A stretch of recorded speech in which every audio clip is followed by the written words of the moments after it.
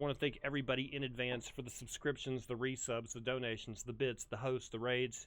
You guys that make the show. I can't do it. I cannot make this show popular by myself. It takes you guys watching it to do that. And speaking of which, it looks like last night we hit 20,000 views. So thank you guys a lot for that, especially Laxid, Mojo, Raptor, Conquer, Guyver, you know, the anchors, the people that are here every night and that help me, that talk up the show. You know, I know Guyver on his channel always, like, sometime during the week will always be like, hey, this week on Dubsky's show, I want to thank the audience in the UK, especially, because you guys are over half of my viewers are the UK audience. You guys staying up past midnight. So, thank you guys very much for that. A little dose of earnestness from the Dubsky. You know what? I'm not feeling the music, but I don't have to worry about it because we're about to go to the interview. Alright, let's do this. Okay. Do that first, and then boom. There we go. Okay. So, what you guys need to know. My guest this evening, I think I met 2 years ago. He was doing stand-up at the time, but now he is a serious pitcher, filmmaker. Jacob Hatfield is my guest tonight, and that interview begins in 3, 2, 1.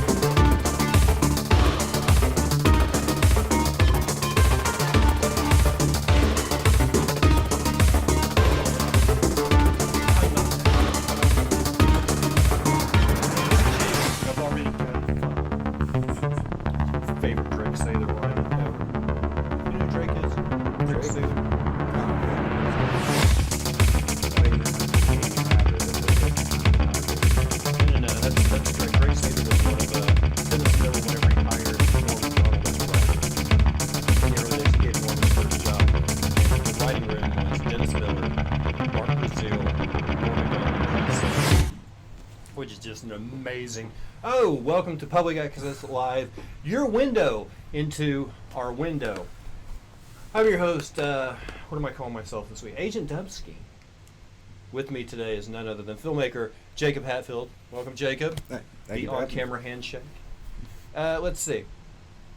Is Billy back in town? Why weren't you here Monday? That question's like 4 days old. Thank you for asking in the form of a question. No. What's been going on, man? I might change the name of the show to What's New.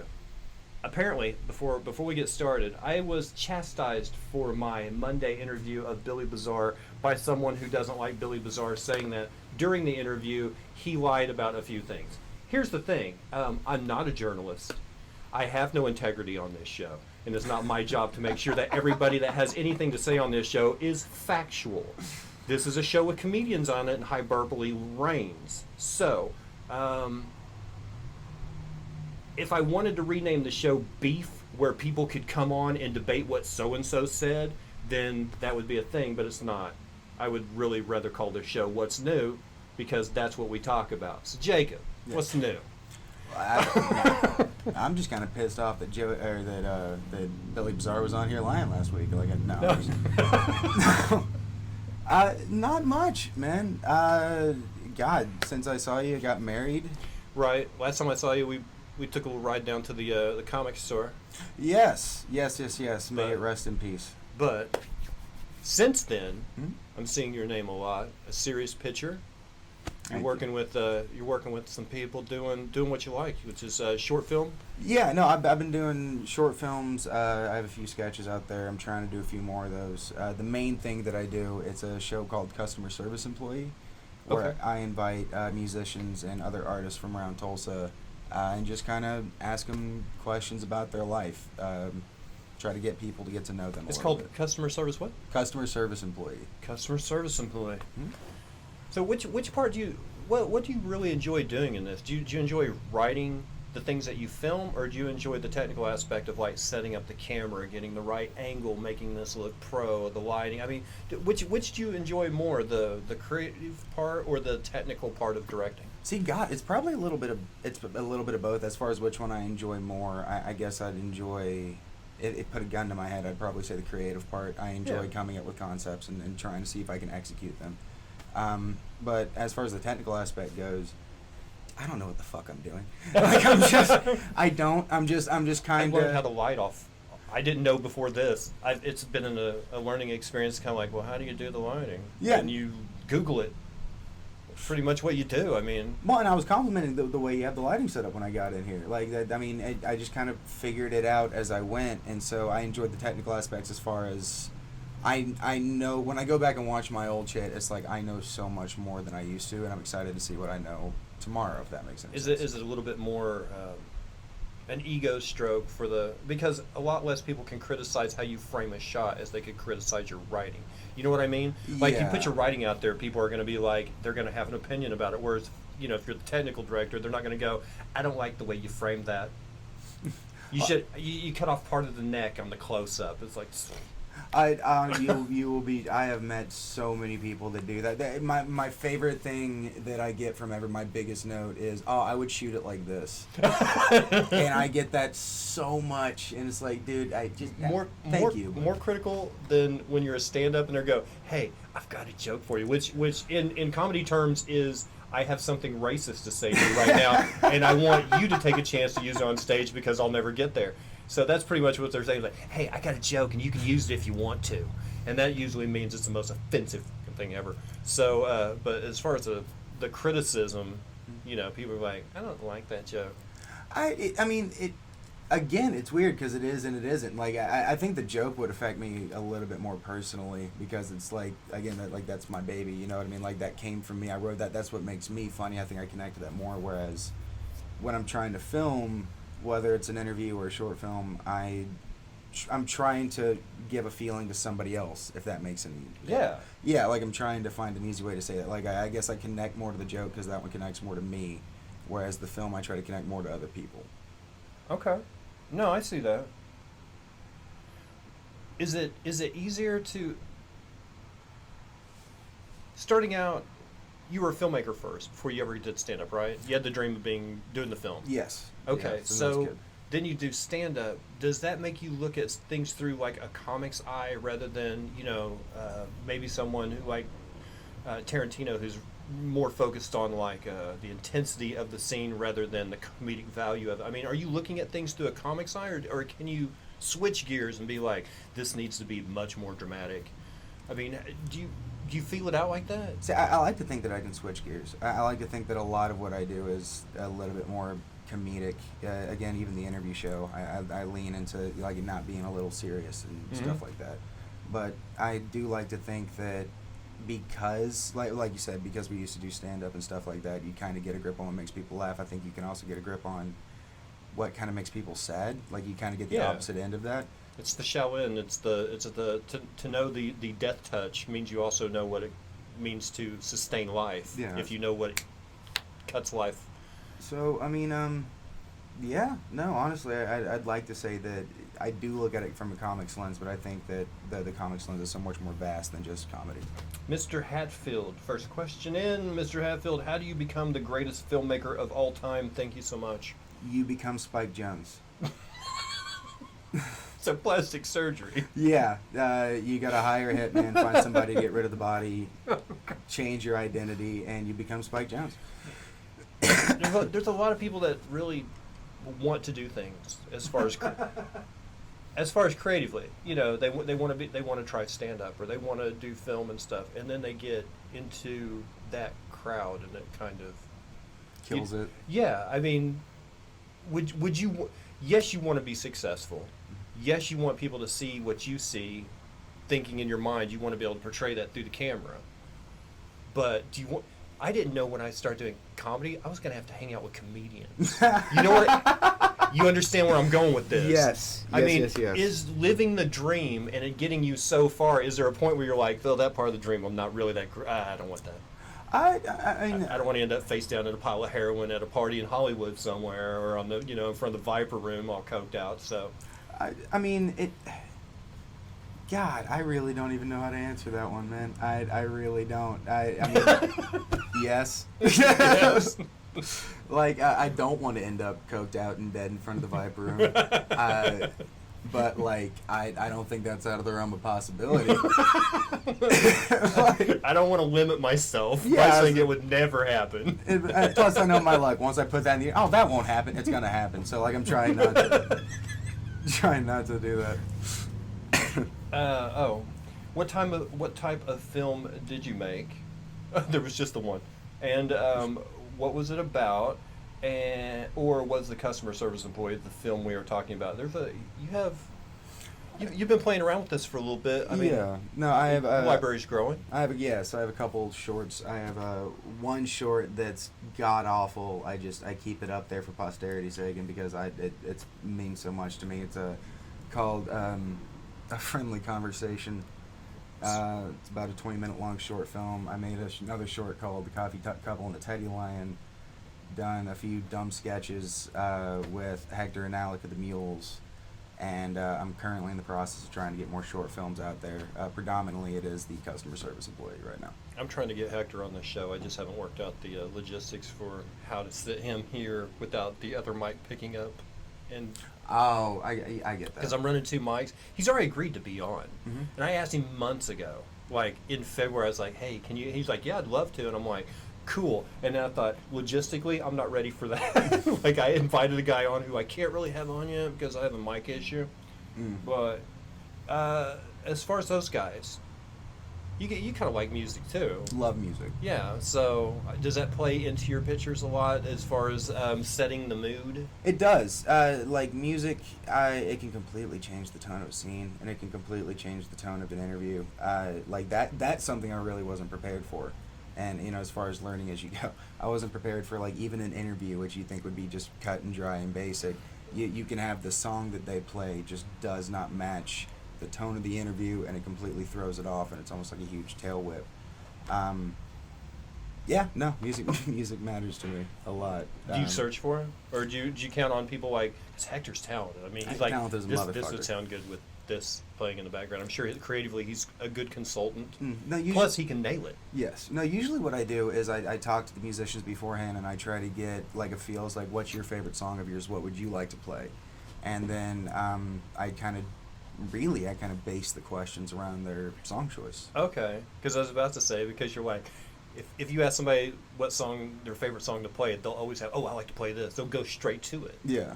You're like, that doesn't really fit the interview, or you can make the interview fit their. That's pretty big of you. I figure it out as I go. The first episode was with Alec, and literally I had him film the same song like 7 times in a row just so I could get the edits. Where can we see your films? YouTube? Yeah, you can see me on A Serious Picture Productions on YouTube. I have a Facebook page by the same name, and you can also catch me on the Soundstooth app. Oh yeah, under the same name. Soundstooth, what? No, shameless plug. Yeah, I don't care. Actually, has it scrolled yet? Oh yeah, about 5 minutes ago there was an automatic message from my bot saying you can see all the Agent Husky videos on Soundstooth. Oh, sweet. It runs like every 12 minutes. You just think you know what shameless means, what?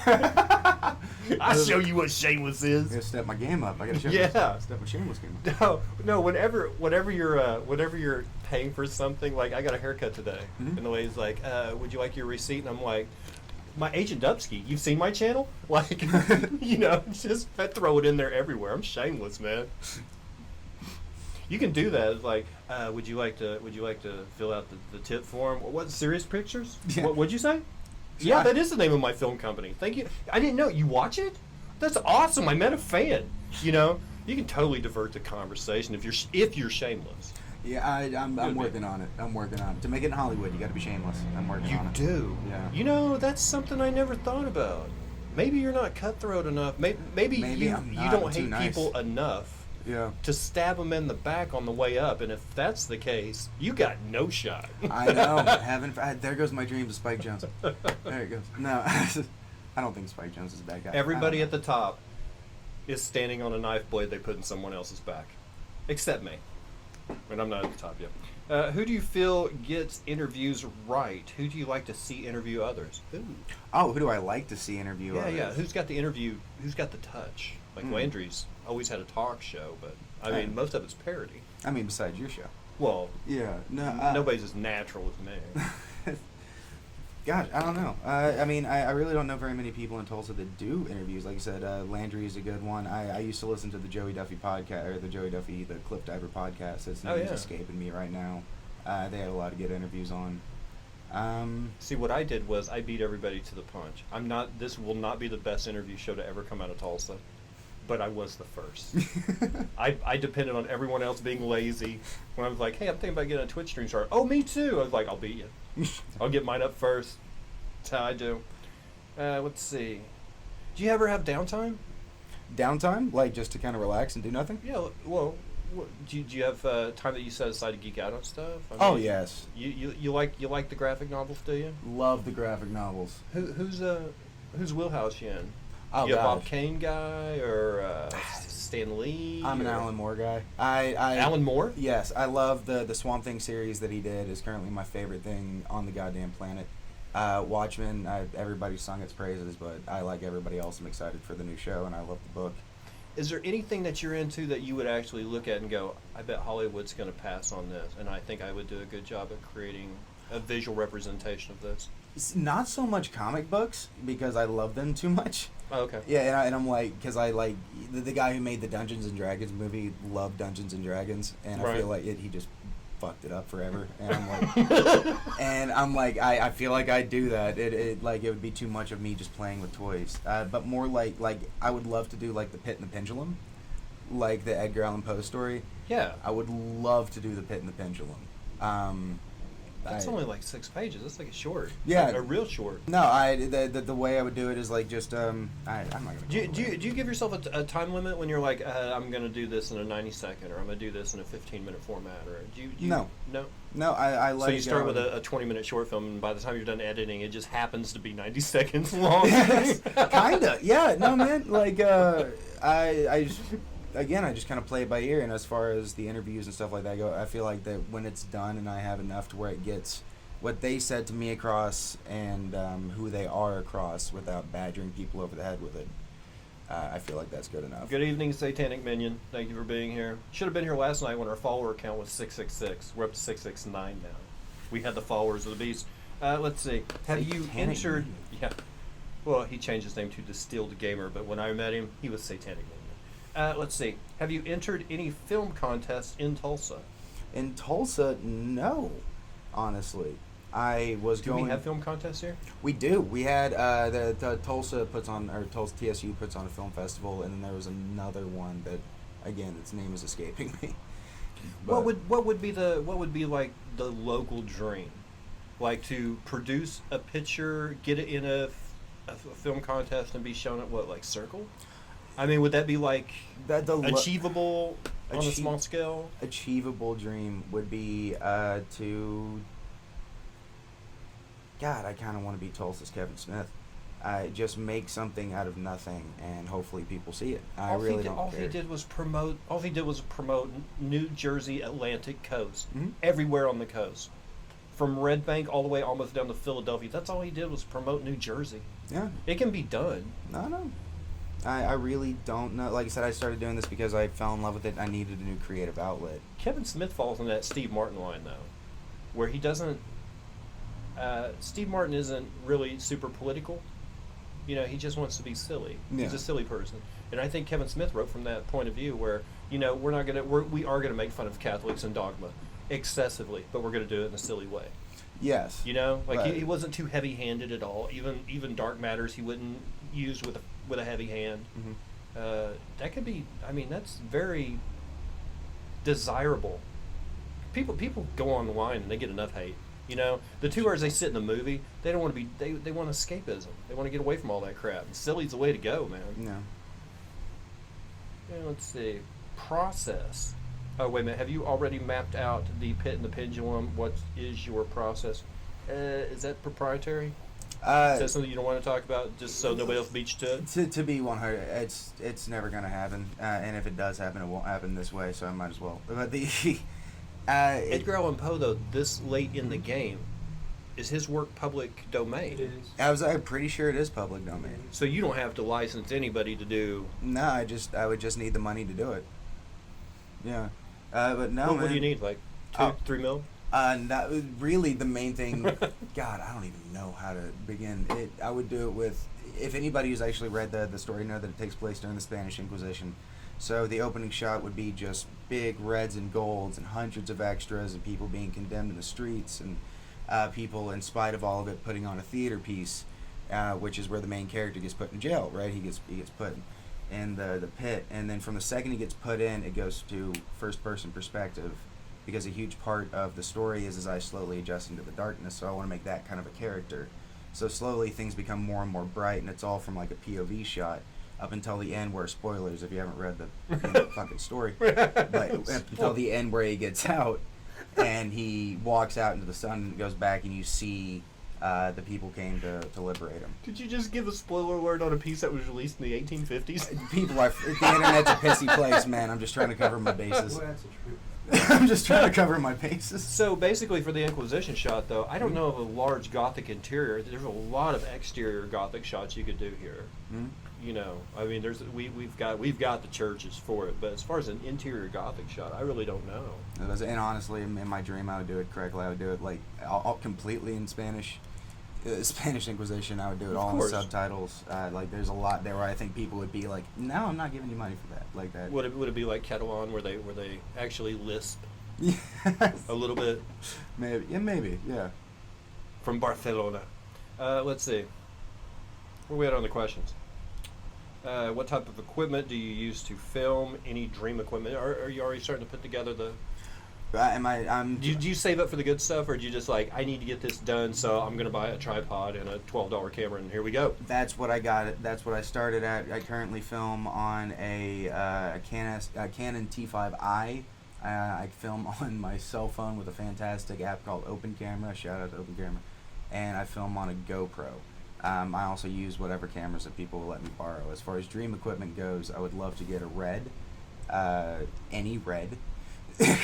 What's a red? Red cameras. They're shockingly not too expensive, and as far as like high quality camcorders go, and you can do a lot with them. They make so much equipment for them, and I figured that. Have you ever thought about a 360? Like, just shoot a full shot and then cut out the parts you don't need in the editing. Mm-hmm. You know, like a 360 degree pan, and then just be like, oh well, I don't need this angle. I need this angle over here. So you just like cut out what you don't need, but everything's kind of. You have everything to choose from. No, I've never thought about that, but actually I bet you could do a lot, especially editing with like a 360 camera. I bet you could do a lot of fun shit with that. Yeah. Might have to get The one I've seen was like, they had an app on the phone. They were doing the editing right there on their phone. I'm like, oh look, we can. I was like, that's bullshit. Like, that's too easy. Stop it. Used to, you had a little guy and he would stand out in the front with a light meter and do this like 1,000 times. And now it's kind of like, I just frame the shot on my phone now. Gives me another excuse to look at my phone because I don't have enough already. Let's see. By processes, I meant, do you make a map or a storyboard, and do you have light and sound ideas already? Do I make a map and a storyboard? I do an outline before I write a script. And as far as a storyboard goes, I kind of get together with people and I storyboard some things. Like if there's a shot in my head that I want to do, like no, this has to be in it. Like the opening shot at the Pit and the Pendulum that I would do, that would be storyboarded. But I think that a lot of it does come from just seeing how it feels when you're there and how it feels when you look at it. So you can't really plan everything out, because if you do, then when something doesn't work, you're kind of fucked. Yeah, but you can draw from like previous experiences. You're a movie guy, right? Yeah, very much so. Okay, so like the thing you're doing with the Pit and the Pendulum, like opening black screen, all you hear is like a torch and the crackle that fire makes, kind of bouncing off of a stone wall. You kind of open up with that kind of, you can pretty much picture a torch and a sconce next to a wall. And then as you fade out from black, you get like a little bit of glow from that light, and then you pan, and then all of a sudden you have like this massive room with people everywhere. But I mean, do you put things in? Do you think of it like that, or do you wait until you see something and go, "This needs this"? Do you edit on the spot? No, I edit in my head as I write, and, Okay. and sometimes when I actually when I sit down to edit, things change. Like I said, I try to keep myself a little bit loose. But as far as kind of visualizing what I see, all the way down to the sounds. Again, the best way I can say it is some scenes yes, some scenes no. I really like your idea of the character or the darkness as a character. Thank you. I like that too. Thank you. Let's see. There was a Rollo camera that was really cool. Yeah, those 360 cameras are. I have no use for it. I mean, what are you going to see? The backside of a green screen? You know? No, you don't need to see what's behind that camera. It's gross in here. So do you, because you're pretty much living the life you want to, as far as, does everything you do incorporate into, like, you know, you're even the one thing of like, you have free time, you like graphic novels, you're like, I love them, and then you're like, I can do a movie about that, and you're like, oh, okay, do you channel everything through movies? This would be a good idea. This would, do you ever unplug from being a filmmaker? No. Never. No, I mean, I'd like to say yes, but honestly, no. Like, I kind of catch myself walking around and, like, you look at something and you're like, oh, that'd be a nice shot. Or you overhear a conversation and you're like, I wonder what led to that or what that's going to lead to. And then you kind of play out a scenelet in your head. And so that's kind of where I'm at. So if you ever see me stare off in space, I'm in Jacob Land and just making a movie in my head. That would be a good movie. What? Just Jacob Land. Jacob Land? Yeah, my wife would It'd be disagree. like Herman's Head. The TV series where it was kind of like there was a thing going on, but there was also dialogue going on behind the scenes. I'll have to show you how young I am. I don't know Herman's Head. I'm sorry. Are you older than Fox? It was one of the first shows on Fox. There was like Tracy Ullman Show, Herman's Head. Actually, Yeardley Smith, who does the voice of Lisa Simpson on The Simpsons, was actually a star in Herman's Head. She was one of the voices in his head. So was Hank Azaria, who also does a lot of voices for... It was an early Fox show. Wait, is Herman's Head the one that everybody said that Inside Out ripped off? Yes. Okay, see that... It had Yeardley Smith, it had Hank Azaria was a voice in the head, and I believe one of the guys that was later on Mad TV. I need to watch that. It's weird that I... Or was he on Living Color? I think he was on Mad TV, but it was one of the fledgling Fox shows when basically all they had was the Tracy Ullman Show, and they only ran programming one night a week. It's like Sunday nights. There was no Fox. Oh, and they had 21 Jump Street. I, again, never watched the show. I've seen the movie. Spoiler alert, Richard Grieco does not become a bigger star than Johnny Depp. For everyone who watched 21 Jump Street and thought, that Richard Grieco guy, he's going to go somewhere. That Johnny Depp guy's not going anywhere. Guess what? You're wrong. He's no Peter Scolari. He's no Peter Scolari. You were massively wrong, Richard Grieco fans. Thank you for betting on the losing horse. It just hasn't happened yet. You got to give it time. Jeez, the guy did one movie. He was like a high school James Bond. Oh, God, Cody Banks? No. Richard Grieco. He was like in high school on his senior trip, and he just accidentally falls into the situation where they think he's the secret agent. As he does. Yeah, it was grossly such a crap movie. Yeah. Ranked right up there with Blind Fury. No, Blind Fury I like. Blind Fury is a great movie. Blind Fury was an excellent. Any Rutger Hauer memories, other than no. I'm sorry, man. No, that's fine because basically, if you looked on Facebook the day after he died, the only thing being processed on there was people redoing his speech from Blade Runner. Tears in the Rain. Tears in the Rain. Yes. Yeah. And it's like Patton Oswalt did that bit like 9 years ago on a comedy album, and now everybody's like, "Ooh, I'm edgy because I know the Blade Runner speech."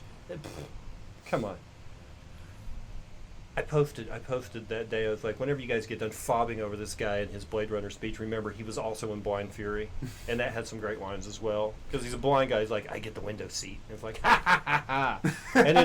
And then somebody posted on that thread. They said, nice doggy, and I don't remember what he was petting, but I remember it was an alligator. It was an alligator. That's right. Nice doggy, because he's a blind guy. Oh. Great. You guys gonna send me home with a list of shit to watch? You have to. I'm sorry. Yeah, no, I Okay, have to. okay. Crap movies that you need to watch. You need to watch Albert Finney and the Looker. I Yeah. think early '80s. Okay. It was a Crichton, Crichton as a Michael Crichton film. It's first, I believe. But yeah, if you haven't seen that, then you don't know what crap is. I haven't- I you haven't- haven't. no, You hadn't no. had a big teaspoon of crap yet. Let's see. The best part of the movie was when he spat the stone and smacked that kid between the eyes.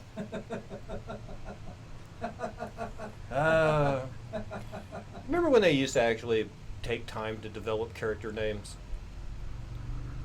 Like, you don't find too many Devereaux in movies these days. Matter of fact, the only two Devereaux I remember is the character in Blind Fury and Mr. Devereaux from Silver Streak, which was a Gene Wilder, Richard Pryor kind of film, buddy film. They just don't do it anymore. Do you? Is there anything that you pine about? Is there anything that you regret that's changed in film? And you're like, I like the way they used to do this. I think there's definitely a sensitivity is not the right word, but movies that have rough material to kind of digest, that tell amazing adult stories, I think a lot of them would not be made nowadays. I don't think Taxi Driver would be made nowadays. Okay. I don't think, I know A Clockwork Orange wouldn't be made nowadays. No. Yeah, and it's things like that. It's not so much that there's a sensitivity. I just think that people are, because it's uncomfortable and it's supposed to be uncomfortable, there's kind of a trepidation to tell stories like that now. And the ones that do kind of, I feel, get punished for it, or... What about character? That's a really good observation. What about character development too? Mm. Like in the golden age of Hollywood, what they would do is they would give you a little taste of a character, and then as the film progressed, you would learn a little more about this person. At the end, you might have a sense of who that person was as a whole. Yeah. Or you might think, well, the film was steering me that direction. That's not how that person is at all. Whereas nowadays, basically, it's two people. They're sitting in a cafe or a diner somewhere, and the guy looks across the table and goes, "What's your story?" And then the other person just spills out this backstory. Yeah, horrible exposition. Yeah, and it's not developed. It's just, here's the person I am, boom. And then we're going to base the rest of the film off of this discussion that we had in the diner. And it's like, Well, I mean, I think a lot of that, too, what the hell? is people just don't want to trust their audience. Like, they don't want to be like, if a guy looks at this guy a certain way when they're walking out of a room, it's obvious that he doesn't like him. And you know what I mean? He doesn't have to be like, the second he leaves, fuck that guy. You know what I mean? He doesn't have to do that. But I Right. feel like people nowadays, you kind of have to. You don't have to. I No, really you regret don't. saying that, but- Films are pandering to their audience. Yes, and people eat it up. That's why jump scare movies are so fucking popular. That's why it's so rare to find a good horror. That's why good horror movies are like a diamond. Like when you find Is there good horror? I think there is. I think there is good horror movie. I think there's good existential horror movies that stick with you and make you ask questions. I think is a fantastic horror movie. We were handed in the 80s and 90s blood and guts, gore. No, they're all. I'm kind You of a know, gore horror too. No, I mean like Freddy Krueger, Jason Voorhees, the Halloween flicks, Michael Myers, all that stuff. It was just basically entrails and bright red colored blood, a la Schwarzenegger films. Yeah. Boom, oh, and then they move their hand away. It's bright red. You know what I mean? Mhm. Whereas then something comes along like Blair Witch, that was really. It wasn't the exhibition of gore that was frightening you. It was what you didn't see. It was almost like what Hitchcock did in the shower scene.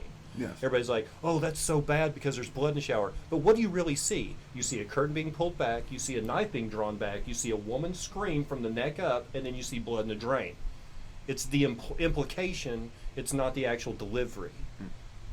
Which one, where do you side on this? Do you like the implication? You really do? Yes, really. No, like the one of the best movies I've seen, and to illustrate why, I actually didn't really like it when I first walked out of it, but it stuck with me, stayed with me, and I keep thinking about it, and I get more and more out of it each time, was Midsummer. If you haven't got to see that yet. I've been, someone's asked me to. No, it's really good, and I'm not going to spoil anything here, man, but it's just like, it stayed with me in a way where it's like every time I think about it, it's like maybe it's about a breakup, or maybe it's about this, and it makes you ask questions about your relationship or your life or your choices, or it's like I relate to this guy, but this guy's kind of a dick, but it's like done in a very realistic way, and there is blood and guts, but it's done effectively and sparingly, and most of the kills happen off screen, and it's left a lot to interpretation. Don't go through and spell everything out. Yeah, movies like Midsummer, The Bitch, I think it's too much crap. Do you think people like Tarantino have overdone the violence to desensitize people to kind of get them away from it, like he does from Dusk Till Dawn? Massive kill scenes, you know what I mean? And then after you get that out of the way, then he does a different movie, and people aren't talking about the gore in his movies anymore. They're actually focusing on what he wants them to, because he's already pushed that agenda. He's like, oh, you want to see blood and guts? I can do blood and guts. To the point where now people don't even discuss it. I was about to say, like, to the point where it kind of became his style. Yeah, I don't know if maybe that was intentional, or maybe that's just kind of, like, you know, you watch him in interviews, he's like, it's just the kind of movies that he watched, where somebody would get stabbed and then blood would spray forever, you know what I mean? And I think that he just kind of wants to bring that back. I don't know if I guarantee he did desensitize an entire generation of people, myself included. But Looks like I missed a few. Oh. What is the difference between... Yeah, I'm going back. What's the difference between... What did I just see that? Film and movie making. Is there a difference? wow. Filmmaking, I'd say, can be generalized. Like, if you just I can say you can generalize it out to even like videography or documentary. You know, I think that's as far as I can go. Making a movie, I think there's just so much weight with that word. You know, making a movie, that there's a script together, there's a script supervisor, there's a DP, there's just so much more to that. One implies a larger project. Yeah. Okay. Other than that, no. And even that's if you just kind of want to split them up. They're the same fucking thing. Like, What movie have you watched and felt straight away that it needed to change in certain ways, and what changes? Batman versus Superman. The only thing wrong with that was just the script. That was the only thing wrong with that movie. Only thing. No, now that jab's out of the way. No, Avatar: The Last Airbender. I went to see that in theaters with my little brother, and that made me feel physically ill. It did, because like me and my brother used to fight a lot, right? And so like that's what we bonded over, was that show. And so like we're gonna go see this movie. Yeah, and James Cameron beat him to the punch and made him retitle their movie. Dude, they didn't even get the names right. The main character's name is Aang, and from the second time they go Ong, I'm like, no, this ain't, something's off. That's not my Tulsa accent talking. Yeah, no, I'm like, there's something off, and it just kept happening, and I'm like, I remember looking at him just like. But I mean, the acting was. The only thing I really noticed was the accent. The action scenes seemed very choreographed, very Jackie Chan. Yeah. So what? You know, not everybody's going to go for lifelike fight scenes like in GoldenEye, where Alex Trevelyan and James Bond are trying to beat the crap out of each other. And it looks like Chris was the first one to say, like, these guys really look like two guys trying to kick crap out of each other. It was filmed in a way, and the fight was... But, I mean, the acting wasn't quite Natalie Portman, Christian Hayden bad. But Avatar was some bad acting. Avatar was some very bad Some bad reaction acting, too. It was like, oh! And Night Shyamalan's had some bad acting, but yeah, no, that had some really bad acting. And from great actors, too. Dave Patel sucked in that movie, man. And he's amazing. That's how you know your film's crappy, when you take an Academy Award winner and you make him look like a turd. Yeah, it's like, what? We're going to take Ben Kingsley, the Academy Award winner for Gandhi, and we're going to make this guy look like a jerk. Let's see. The best part of that movie was when he's... Oh, sorry, see now.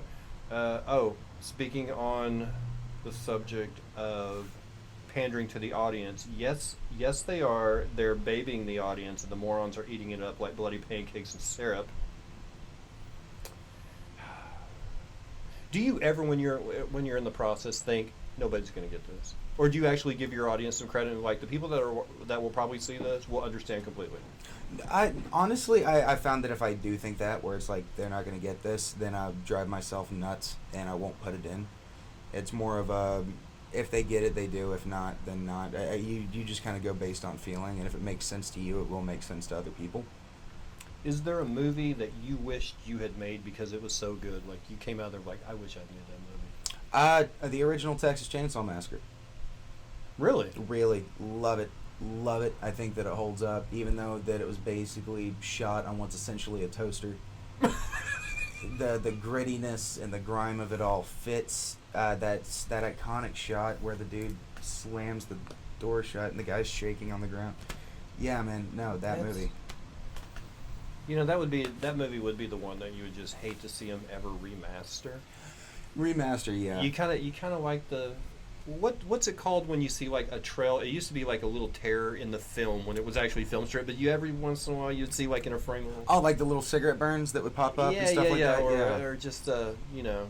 God, I don't know, man. I've been using digital. I have no idea what the hell that's called. I don't know what that's called. What am I, a filmmaker? God, I don't know. Is horror your genre?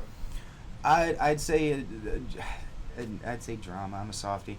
I love horror. I love horror. I want to do something in horror one day, but I think I would definitely go more like we talked about, like the witch route, or I'm a huge Ari Aster fan now. More into why it's creepy as opposed to it just being creepy for creepy's sake. Are we past the point in history where you can do an action film without CGI? No, I think we're past the point where you could do that for cheap. I think that. I mean, what would be an action movie if you didn't have access to CGI nowadays? What could you replicate to make it action? Like, you could Die Hard with like the last maybe. And even the blowing up at the top of the tower is a little CGI. They packed a little bit in there, but for the most part, that's all old school, you know, wires. And, movie making and. Yeah. No, honestly, I mean, like, not to kind of. For amateur, what I'm asking is, like, for amateur filmmakers, you're not going to go out and do an action movie because all the action movies are soaked up with billion-dollar CGI. So, I mean, as an amateur or homemaking movies for some people. I mean, it really kind of steers you in a direction. You have to stay away from that kind of stuff. So you'd have to do horror, or you'd have to do suspense, or a thriller, or a comedy, because we're just not at the point where you can home brew an action movie. No. See, and I get what you're saying, because trust me, there have been many an idea that it's like, no, I can't do that because of money, or you know, well, it's always because of money. It's always because of budget restraint. But, I mean, really, if you get creative with it, I'm a firm believer you can do anything. I'm a firm believer with a few blast caps that are hid under the dirt and the right guy doing your sound, you can make it seem like you're being shot at. And you don't need an explosion for things to be tense. Green room, that's just some fantastic body effects and some great blanks and some fantastic shooting, and it's. I think some amateur filmmakers need to work on their framing of shots. I mean, when you have a wide shot of two guys at like an interrogation table, you know, good cop, bad criminal, and the cop like slams his fist on the table, and there's like no emotion because everything's shot wide. Whereas if you shot like close up of that, and then a guy like hits a table, and you see the guy jump, and then you like do an extreme close up, and you just see the guy snarl. Like, that gives you something. Like, nobody knows how to frame in shots anymore. It's like, oh, I've got everything in one shot. I don't need to shoot it again. It's like, no. You gotta. There's no intensity to that. Can I interject something? Yeah. It's along the lines of what you said. If you tell a story right, like Reservoir Dogs, Mm-hmm. you didn't even see the bank robbery. No, you did not. It's just clever storytelling. So you could do anything if you tell a story correctly. That's a good point. You know, Yeah, you could do action. No, That's like a non-action action movie. Do you think Michael Bay ruined the Transformers? No, I think making a movie about him did. Let's see. It was a better cartoon. G.I. Joe as well. Don't you... Hollywood, listen to me. If anyone's out there, if you make a Robotech movie, I'm coming for you. I'm coming for you. I'll choke you out with weed eater twine. Do not do that. Let's see. So a little off topic. When you go see a movie, do you get a snack? What snack do you like or not? Oh, they're segueing to the food porn. They're like, he hasn't talked about food this whole time. I know how to get him in. I don't. I sneak food in. I shouldn't, but I do. My wife has a purse, and we take leftovers like pizza, and I'm that asshole, man. I might buy a drink if I feel like the Rockefellers that day. But I sneak in shit and Tupperware. What's that Stephen Wright joke he used to do about, he's like, I got kicked out of the movies last week because I brought in outside food, but my point was their prices are so expensive, and number two, I haven't thrown a barbecue in like 5 years. So apparently he had the smoker and everything going in there. Oh, no, I don't know. I don't know who does it. I was stuck on the front row watching Tombstone with Kurt Russell and Val Kilmer. and somehow we came late, so I'm on the front row. There were a few people there in costume for a Western at a premiere, which basically means they were wearing boots and a duster. Yeah. And I'm sure it was one of those two guys, but halfway through the movie, I hear this, what sounds like a glass barrel rolling down a hill, and then something hits me in the foot, and it was somebody's beer they'd brought in, and it got kicked over, and it rolled all the way down to the front row where I was at, and I'm like, is this anyone's? It's like, no, that makes sense. Yeah. Like, no, if there was a movie, it would be this movie. This or Roadhouse. I'm not telling you guys to do this because you're not supposed to bring in outside food. But if you wanted to know how you could do it more efficiently, I would say go to Lolly and Pops or your local Candy Castle, and that would probably be. They would probably have ways of helping you, just steering you in the right direction. They probably won't tell you how to sneak it in, but they'll tell you exactly how much a bag of candy should cost, for starters. Let's see. Does your wife give you notes on your movies? Wife as the best critic. We've talked about this before, because me and Chris are both. If you can run a joke by your wife and she laughs, save it forever because it's hard to get them to laugh at you. She's Is she a film critic? my wife doesn't watch movies. Really, I honestly think, now that I said that out loud, I think that's why we get along so well. She doesn't, man. Like, I try to sit there. She hasn't seen Saving Private Ryan. She didn't watch Forrest Gump for a while. That blew me the fuck away. Name a movie. She hasn't fucking seen it. What's the most shocking thing she hasn't seen? For me, just because I'm a huge fan. Well, no, because of its pop culture success. Saving Private Ryan. Okay. I'd say that one for me. Like, they made me watch that in fucking high school. She doesn't know. I've got 5 Jennies. She doesn't know any of that. No. Like, you can't run lines or. Wow. No, I got lucky when I said you need a bigger boat, and she actually got excited and went, I know that one. It was like, yeah. She just doesn't watch movies, man. And she's more of a TV person. Really? Mm-hmm. What's she like on TV? She's really obsessed with Dark right now, and we just started getting back into Stranger Things. We kind of fell off that for a little bit. She's obsessed with things like. Did you like the BBC Sherlock? I know it was like, oh, he's gonna talk about Sherlock again. I never watched it. I wanted to watch it, dude. Oh god. First of all, every episode's an hour and a half, so every episode is like a mini movie. Okay. They did 4 episodes a year for 4 or 5 years, so there's not a massive catalog, but the acting, the casting, the writing, it's Mark Gatiss and who's the other one? Stephen Moffat, the guy who did Doctor Who. Okay. Did the writing. It was cast perfectly, and the people. There's a chemistry, and the lines are so. It's very witty and cleverly written, and it's one of the few things I can go back and watch. I know how it's going to end. I'm gonna watch it again. I don't care, but compared to the other things on TV, it just makes everything else look like a turd. I mean, it's like Diamond turd, honestly. And I've went through hey, have you watched the the binge stuff? Hey, did you watch Walking Dead? Did you watch Breaking Bad, or whatever the fad thing was? And it was like, no. Have you seen Sherlock? No. Come talk to me when you've seen Sherlock, boy. It's just really good. No, I mean, there's really nothing I can find fault at. So I need to watch that, and my wife has tried her damnedest to get me to watch Doctor Who, and I think I might finally break and just bring that massive nerd universe in. Oh, Distilled Gamer says he'd never watched it as well. He said, I'd personally rather watch grass grow out of my own arse. He says, in favor of your wife, you should keep her. You keep her for life. Hopefully. It's the plan. Mr. Hatfield, you are such a great listener. What do you love to hear, and what do you save in your memory banks for later projects?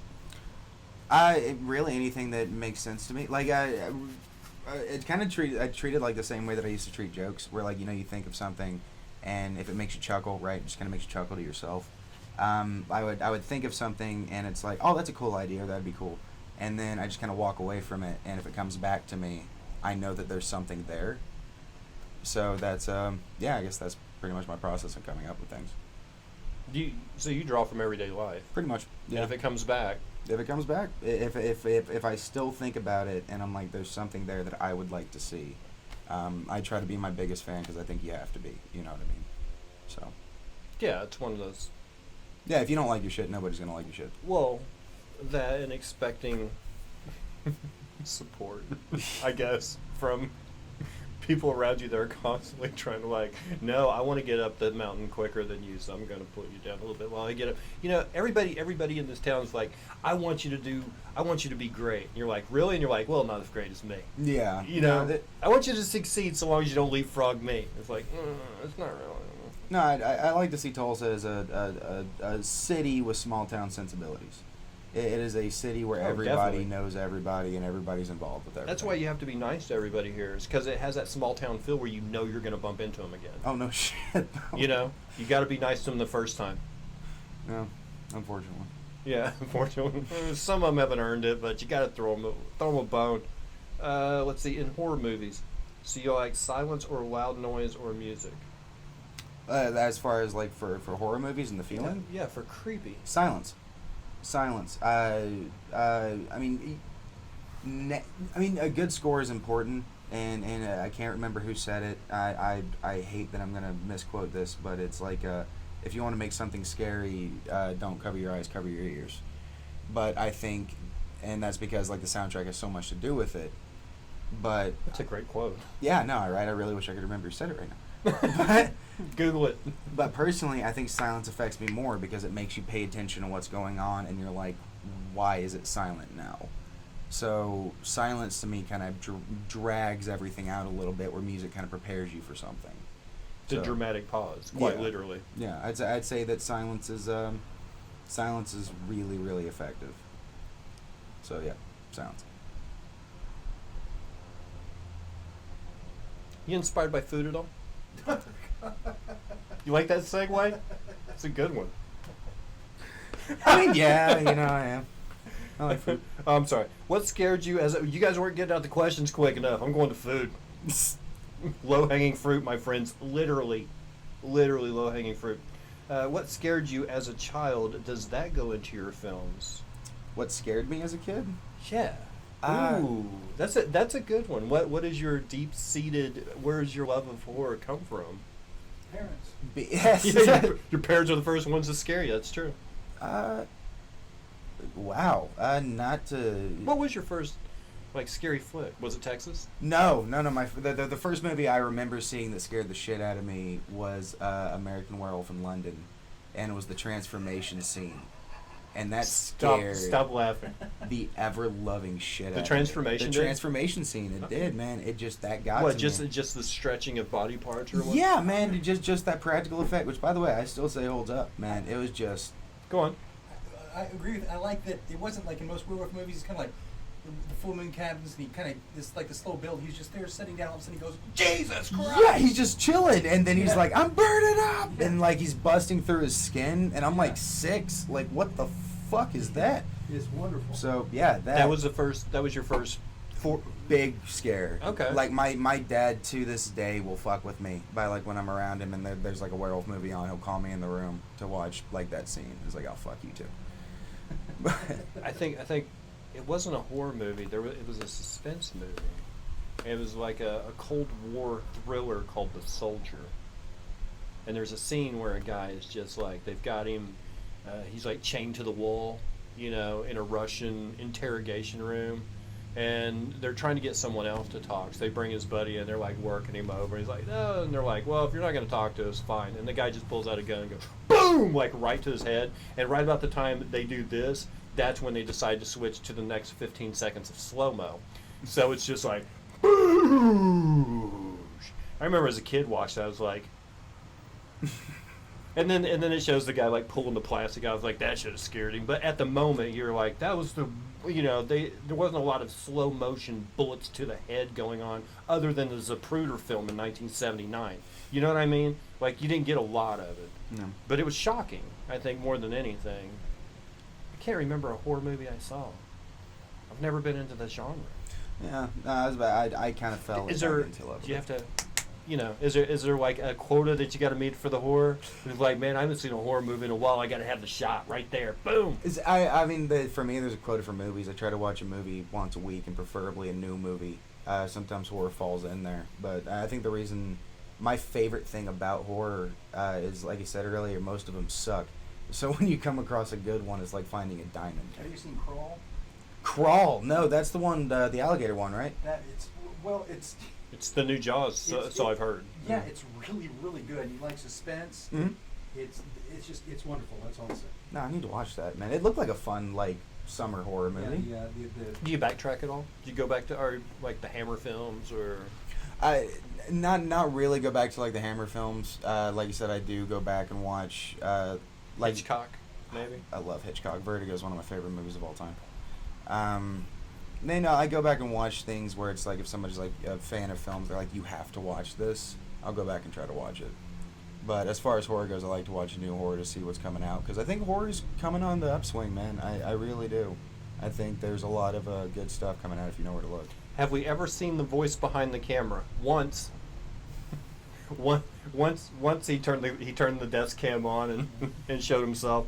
Before we get to what is the most underrated film, I did say I would ask any question so long as it doesn't get me banned on Twitch. This question, even though I don't want to ask it, will not get me banned, so I have to hold up my side of the deal.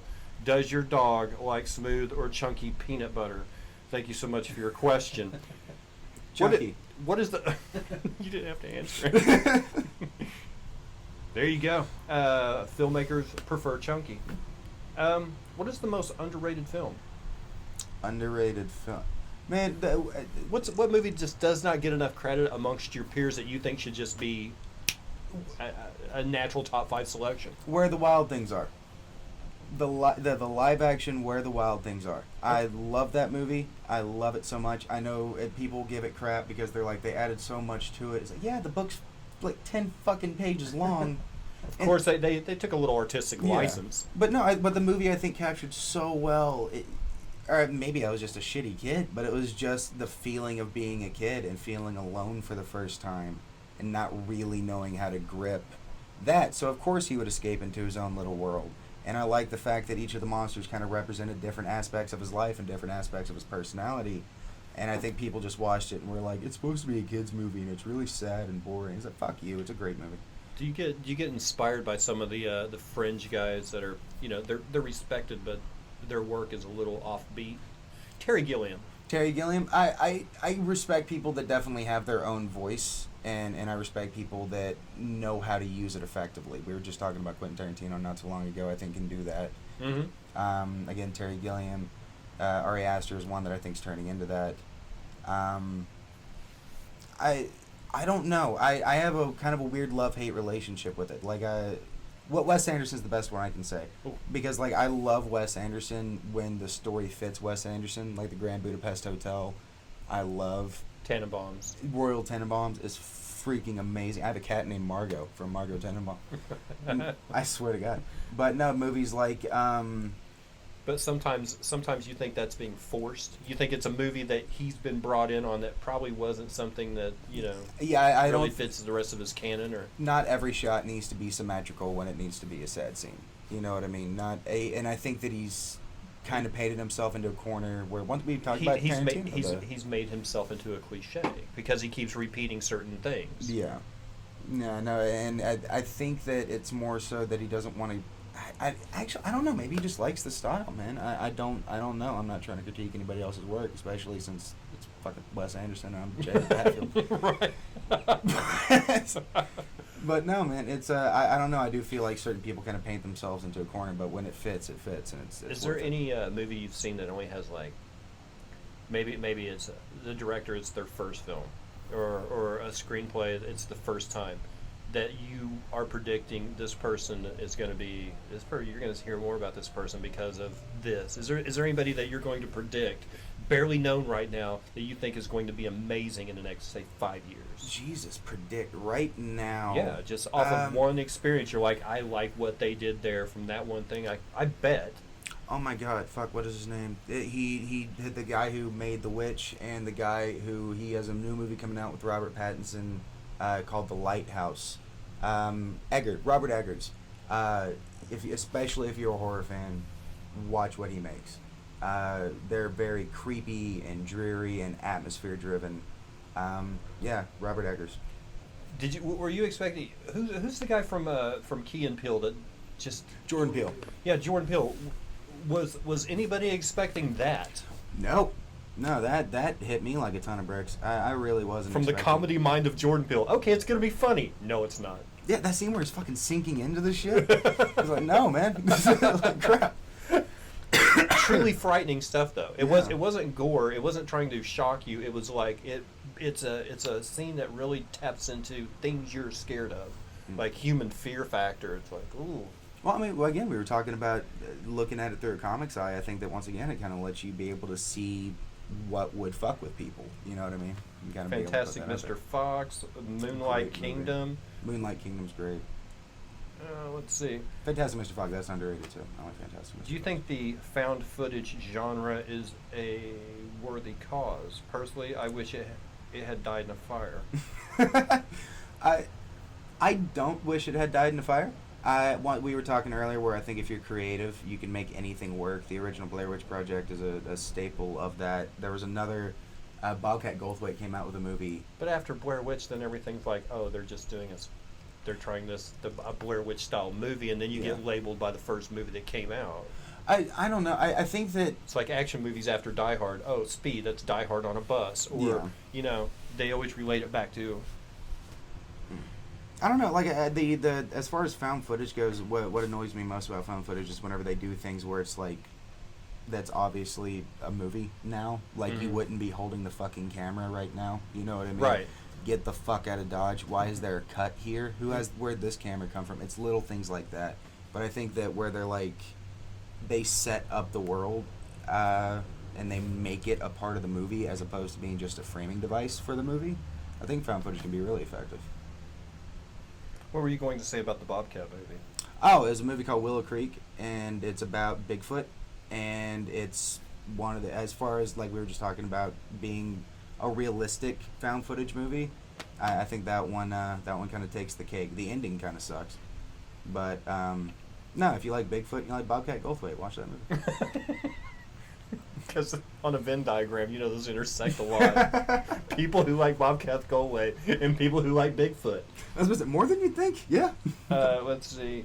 Do you think the Avatar sequels are going to break any record? Are you talking about The Last Airbender? Because I don't think they're going to sequel that. Or are you talking about James Cameron doing a sequel to Blue People? What? I don't think there'll ever be. What's the word? It's all movies are predictably great now. When they release from a big film studio, it's like the last Avengers movie. It was great, but predictably great. Yeah, I get that. You know what I mean? Because you're expecting another epic tale with massive special effects, and it delivers on everything except for it shocked me. It surprised me in some way. Everything was pretty much paint by numbers. It's like they have a formula, they're going to stick to it. We're going to get 6 Marvel movies a year and 2 Star Wars a year because they know they can make money on it. I don't see a single movie ever producing like Avatar or Titanic. I don't see that anymore. I think people have been given so much of what they asked for that finding another billion-dollar weekend opener, probably not. I mean... honestly, I think that Avatar might have missed its mark. I think that if it would have came out 5 years ago, like, you know what I mean? If it would have came out too early? No, I think it came out too late.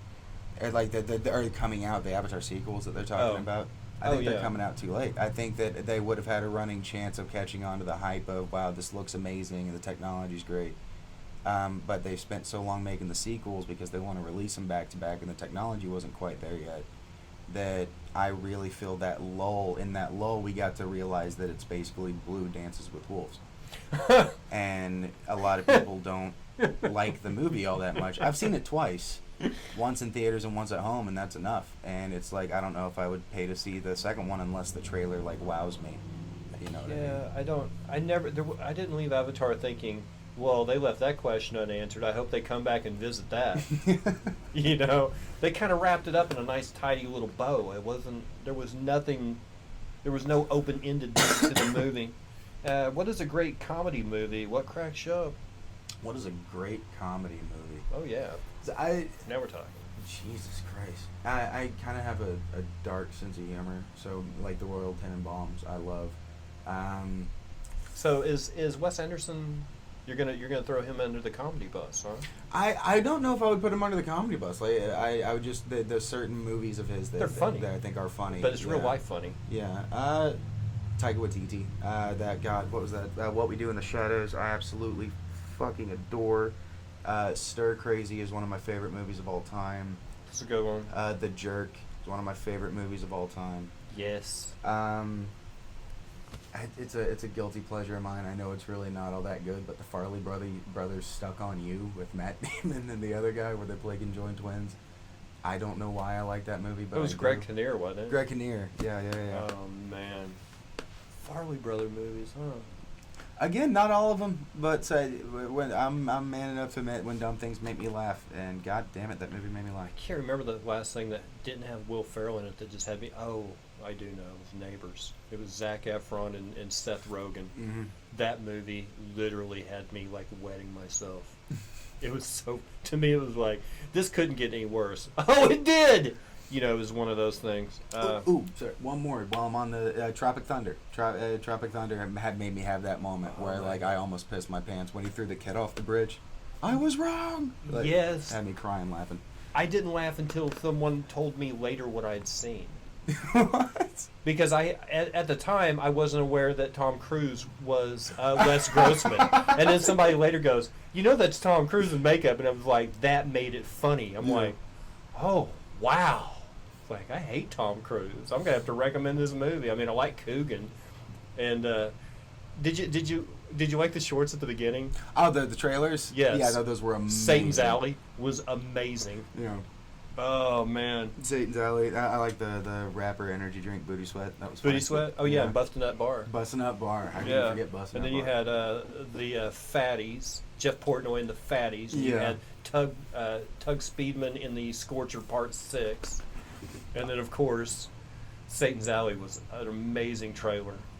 It's actually, speaking of the fatties, I had to explain to my brother that was a Nutty Professor joke. He didn't get it. Yeah, he What was it? The color of the skin throwing him off?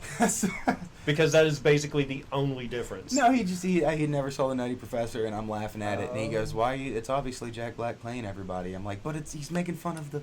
God damn it! Yeah, you don't get it. It's fine. What movie are you ashamed that you loved?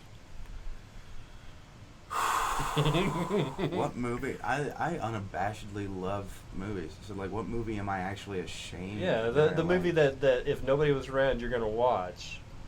But as soon as somebody comes in, you turn that son of a bitch off. You're like, no, they can't ever know this about me. And the only reason I'm asking you is because so many people are watching right now that it's a good chance for you to give yourself away. I like What Women Want. No, you don't. I do. I like What Women Want. Are you talking about the Helen Hunt, Mel Gibson thing? I am talking about the Helen Hunt, Mel Gibson movie. I like What Women Want, all the way down to the dumb premise where somehow him being fucking electrocuted gives him mind powers. There's a poodle talking about how it has to poop, and I think the movie's adorable. So yeah, What Women Want. Have you ever made an amateur porn movie of yourself? Not that I'll release. That's fair. Oh, that question involves you too, Dubsky. Which question? The porn one? No, there is no release porn of me. I was about to say, I'm not going to release his video either. I didn't really make a porn. I was it's a rumor going around that I was in a porn. It wasn't a porn. I was a butt double. But it was a feature film. It wasn't porn. It was an A-list. I played an A-lister's ass in a movie. Oh, that gay porn. The movie you love but are ashamed of. I'm not really ashamed of it because I tell everybody about it. But I like old movies. I like my favorite of all time favorite movies. And if I should be ashamed of any of these, okay. Auntie Mame is an amazing movie. 1958, Rosalind Russell. She won the Golden Globe that year. It was a fantastic movie. Cautionary tale as well. Let's see, Jane Wyman and Rock Hudson in Magnificent Obsession. That was a good one. Teacher's Pet with Doris Day and Clark Gable, The Adventures of Baron Munchausen, and Stripes with Bill Murray. Those are probably my top 5. I love Stripes. I love Stripes. If I should be ashamed of any of those, so be it.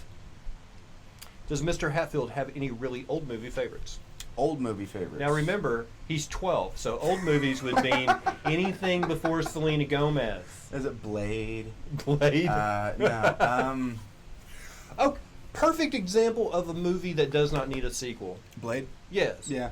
Actually, Blade 2 I really liked. The Guillermo del Toro one. Where the vampires that the shit open up. Yeah. Everybody that knows this show knows I'm down on sequel. No, I Like, there has never been, other than Rocky, there has never been a part 2 that was better than part 1. Devil's Rejects? What? Devil's Rejects? Okay. What was yours, Chris? I have several. That the sequel is better than the original. Aliens was better than Alien. Terminator 2 was better than Terminator. No, not Terminator. I'll go with you on Aliens. Really? You don't believe Terminator?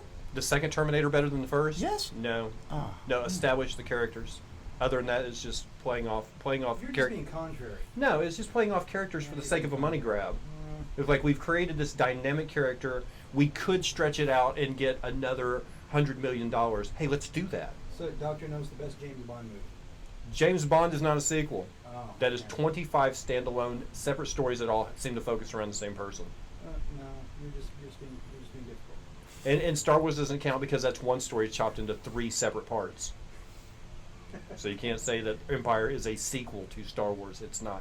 It's just. I believe you think you're right. Let's see. Christ, I remember all those movies. I heard that Snipes was a complete prick in Blade Trinity. Yeah, no, I watched an interview where they were like he would only refer to himself, like people could only call him Blade. On set? Yeah. Patton Oswalt was saying that. What? Yeah, Patton Oswalt was saying that. Come on, man. Get over yourself. It's amazing. Blade Trinity was only good because of Jessica Biel's ass. What about Ryan Reynolds' abs? Got to go both ways, huh? Yeah, just saying. Long question. It seems that movies come in sections of themes like heroes, vampires, dragons, etc. What is the next theme? Wow, that's actually a very good. Aliens. I think Aliens are making a comeback soon. We haven't really had any good alien movie in a while.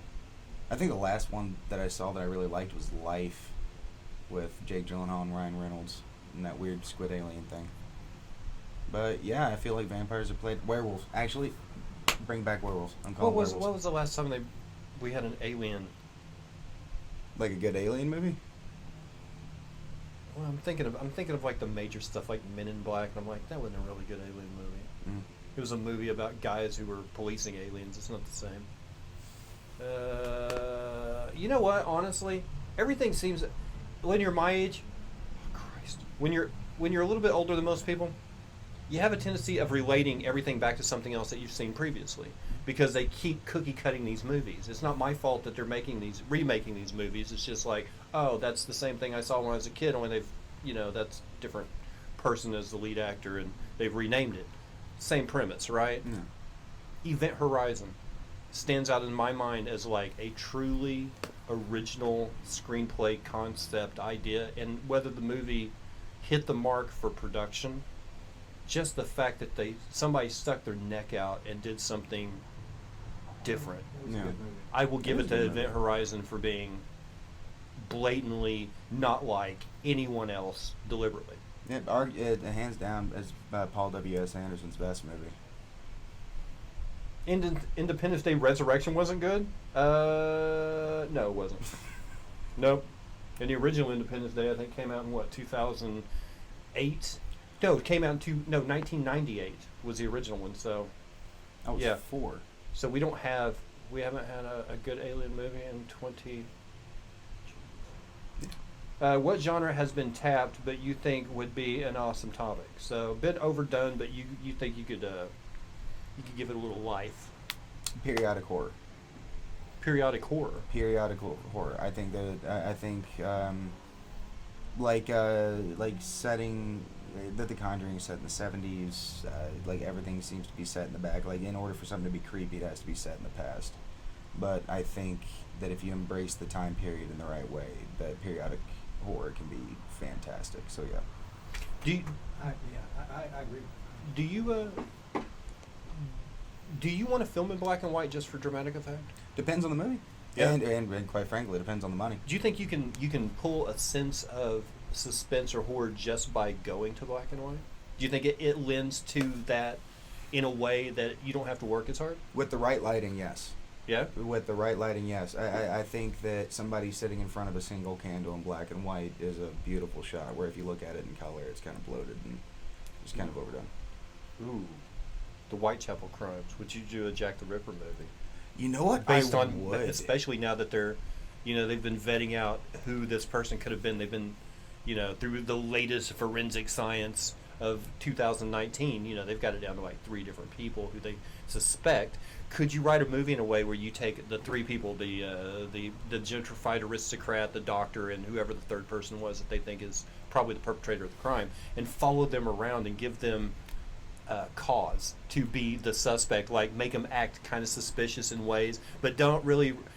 They're all kind of in the Agatha Christie vein of things, where you could basically set it up where all 3 of them are guilty, and you have to figure out which one it is, rather than making them all look innocent. Would you do that? I would do that. No, actually, that sounds Jack like the a Ripper movie really would be cool great. idea. Could you'd run with that, because you could get a little bit of suspense and horror and. Drama, and there's a little bit of a crime The story scene already investigation, lends to all of your strong points, right? Mm-hmm. No, I would love to do that, actually. Good idea, Mojo. Well done, yes. No, seriously. A Jack the Ripper movie. I'd like to see a good From Hell movie. Like, I remember they came out with that one, but we're back to graphic novels. From Hell was one of the best graphic novels I've ever read, and so, that would kind of encapsulate all that, so yeah. Distilled Gamer says, I think Jack the Ripper in full black and white would be epic. Straight from the UK. Gamer, you were born in Whitechapel. That's a section of London where the crimes took place. Have you seen Young Frankenstein? Thoughts? Love Young Frankenstein, and if anybody doesn't love Young Frankenstein, they can suck the fattest part of my penis. It's one of the best movies ever. Favorite movie, yeah. The fattest part? The fattest part, yeah. It's one of the best things I've ever seen. It's fantastic. Not overdone. No, love it. Love it, love it, love it. I like that more than I like Blazing Saddles, and I love Blazing Saddles. You realize just how hard they worked to sell jokes, though, in that movie. Like, Yeah. I mean, some things were like, that would have been funny anyway, but them overselling it kind of took some of the funny out of it and made it funnier at the same time. I know. I think that for me, that was one of the movies that was kind of like my Barney growing up. Like, you know, when me and my brother would fight and shit, my dad would put it on and we'd shut the fuck up and watch Young Frankenstein. Oh, nice. Yeah. And You come from a big family, right? I am the oldest of 8 children. Yes. Oh. Hmm? I thought you were in the middle somewhere. Nope. Oh, the oldest. Amber, Haley, Kaylee, Samantha, Trapper, Tyler, Zachary, and me. How big is the bird at Thanksgiving? Like 20, 25 pounds? How do you feed that many people? My family's so big that we're like herpes. We're just spread across everywhere, man. And we're starting our own sects now. And, But the nice thing is, you being the oldest, you never had the kids' table.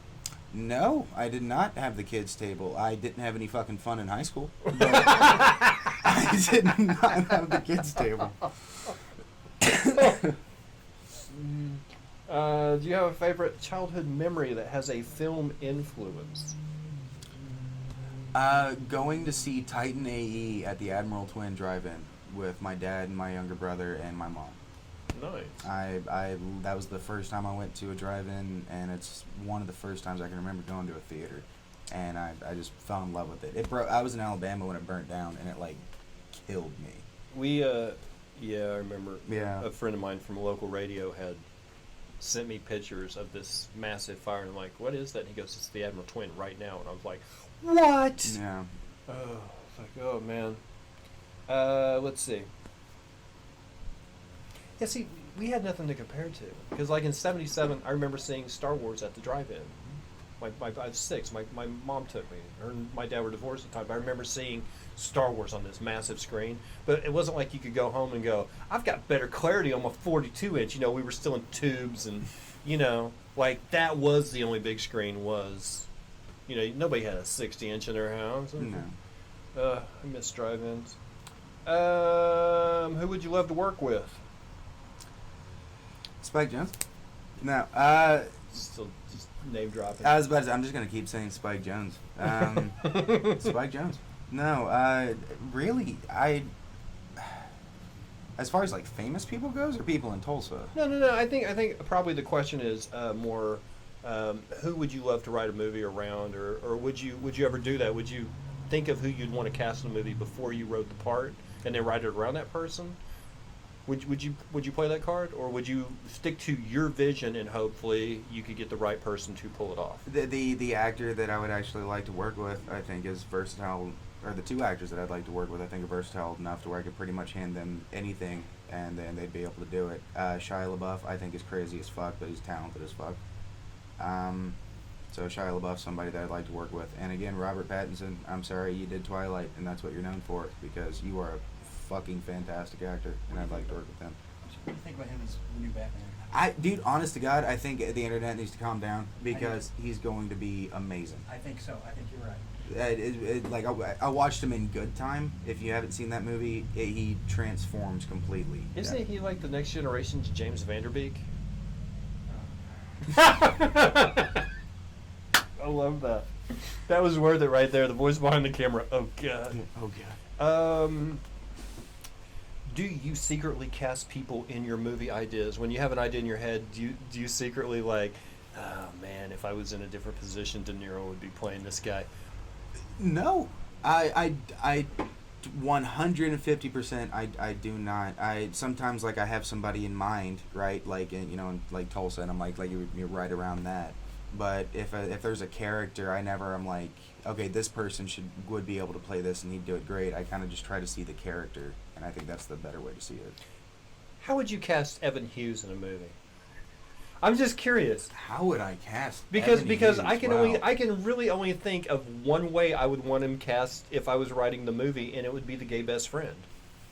I think he could pull it off. I really do. He's not a gay man, but I think he could play the part of the gay best friend just based on his mannerisms and the way he kind of holds himself. I think he would be natural at it. That's not to say he acts gay. It's just to say I think that would. I don't know how else. Other than the guy behind the mask with the knife. Like you always see Fun Evan, but then he's also this guy who's, as long as he's holding the knife, you never see his face. Yeah. Like he always is. If he's holding the knife, he's got the mask on. But without the knife, hey, it's Evan. I really. How would you cast that guy? And you definitely want him in there. But I mean, like, how would you put him in? Mentat from Dune. I actually just started reading Dune. That's a great book. Yeah, no, and I'm like 6 chapters into it. I'm really digging it. I think trying to write a script around an actor would be shoehorning it too much and would force the script in an unnatural way. That's a good point. I get that. That's a good point. I saw the trailer for Peanut Butter Falcon with Shia. It looks like possibly an award winner. Honest to God, I'm a crier. I'm a little bitch, and that trailer had me tearing up like a little bitch. What do you think about that? What, tearing up during trailers or movies or? Yeah, you have a soft spot for getting emotional based on a musical score and the right lines, right? Mm-hmm. You have a weakness. Do you go and sit down in a movie that is going to exploit that weakness and be artificially forced into having an emotion you wouldn't have in another way? You know where I'm going with this? I do, and honestly, some movies, sure. I think Pixar is very. I don't want to cry in a cartoon. Yeah, I think Pixar is very bad about this, emotionally manipulating people. I totally agree. I think that once the opening 10 minutes of Up came out and people were talking about how amazing that was, they're like, we have to make people fucking cry now with like everything. And that's what it seems like. But I think like again, if the emotion fits the scene and that drags it out of you. I can't help every time I watch Scrooged. Scrooge? It's that little boy who's a mute that has the line at the end of the movie, and I cry. And you know why I cry? What? Because you see the reaction from his mother. As soon as he says the line, it's not the kid saying the line that gets me, it's his mom going, oh, like that. That's what gets me. It's a force. They're forcing you to... If it makes you feel any better, mine, the one that every fucking time is the Iron Giant, the end of the Iron Giant. Oh, makes me cry like a bit. And it's not... It's not That's a good one. It's not the you stay, I go, no following part. It's where he's flying up to the nuke and they go, like, he has that memory. He's like, you are who you choose to be. And he's like, Superman. And I'm like, yeah, it's bad. Big Hero 6. Disney. I did not want to cry in that movie. I was expecting a fun-loving cartoon. There you go. You get one of these. Oh my god. It was a great movie too. But come on with it's just so emotional. What was the town's name? San Francisco, I think. Was it San Francisco or was it like an amalgam of It was like San Francisco. New something. Yeah, I need to watch it wasn't quite Demolition Man where they had brought in. It was like San Angeles. You know what I mean? Where they'd Demolition Man is a good movie. Demolition Man is a good movie. If you like 80s really crap action movies, I wouldn't even go with the Schwarzenegger route. Even though there's some good ones in there. Predator's good. Running Man, Total Recall. Those are great. Even if you want to go back even a little further. It's all good, but I kind of like the Stallones. I liked Cobra. I liked Demolition Man. I didn't like it again when they remade it and called it Judge Dredd. But I mean, there's certain some of those movies are a little better than other crap movies. There's a hierarchy of crap movies. I completely agree. There's a hierarchy of crap. San Francisco. That's amazing. That is absolutely amazing. Besides movies, what is good? Breathing's good. Yes, I'm sorry, but Big Hero 6 had me in snotters. I know, man. It's so ridiculous. Do you think the live-action remakes of films such as Aladdin or The Lion King should have been done at all? Go on. That's a rough Because I'm a purist, so I'm not going to Yeah. gripe about it on the internet and get and have a kangaroo court decide this, but I really don't. I really like originals better.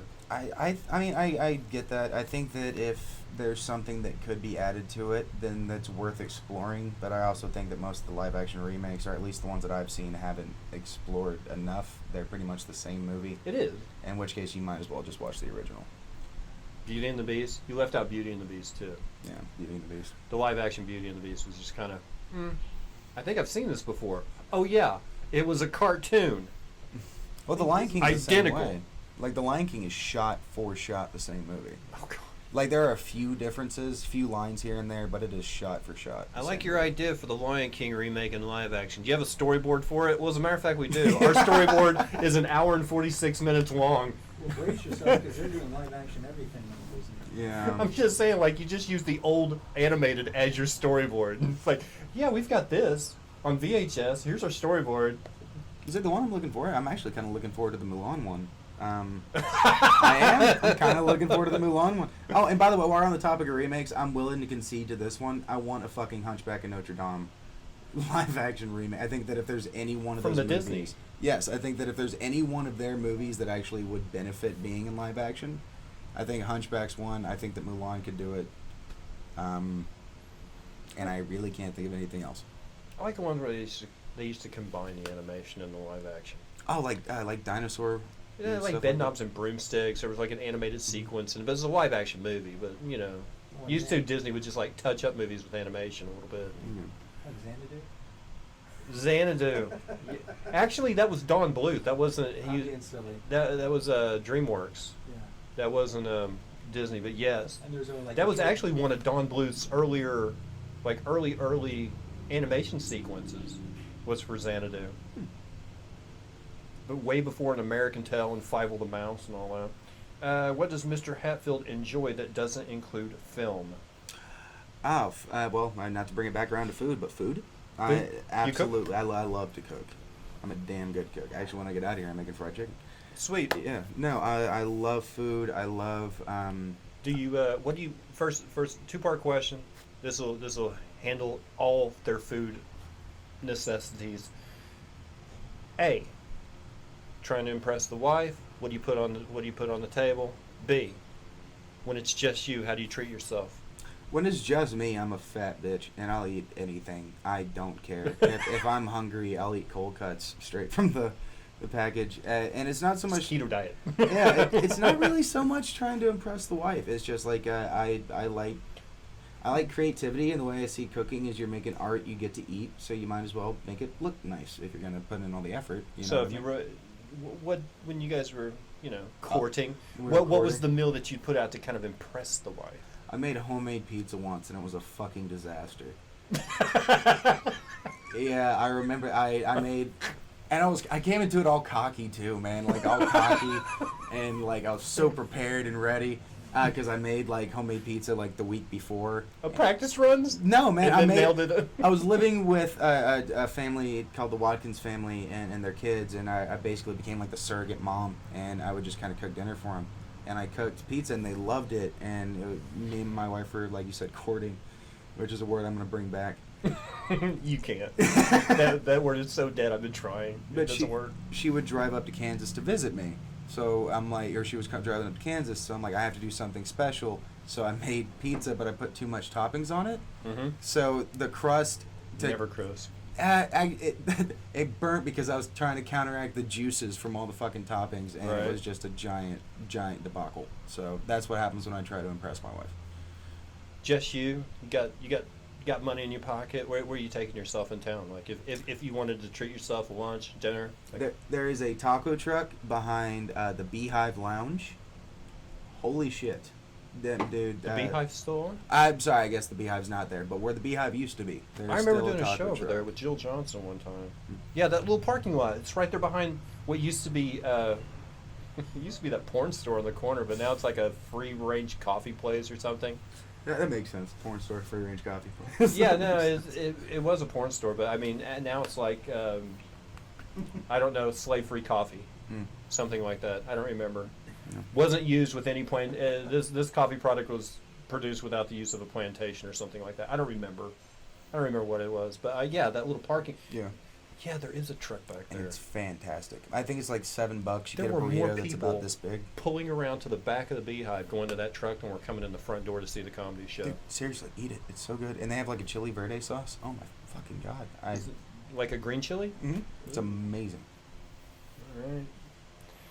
You know, it's been fun, Mhm. but this is how we like to close it out. A little news junkie game that we used to play. And basically, I'm going to ask you 3 questions. Okay. And you will answer as honestly as possible. Okay. Question number 1. If you saw yourself for the first time today, across the street, wherever, what do you think that guy's name is, just looking at him? Derek. Derek? I think I look like a Derek.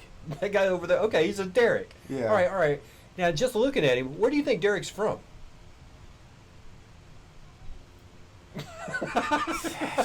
Alabama. Derek from Alabama. Derek from Alabama. Okay, now here's this is what we're all leading up to. Okay. What do you think is a secret that nobody knows about Derek from Alabama? He masturbates to a lot of hentai.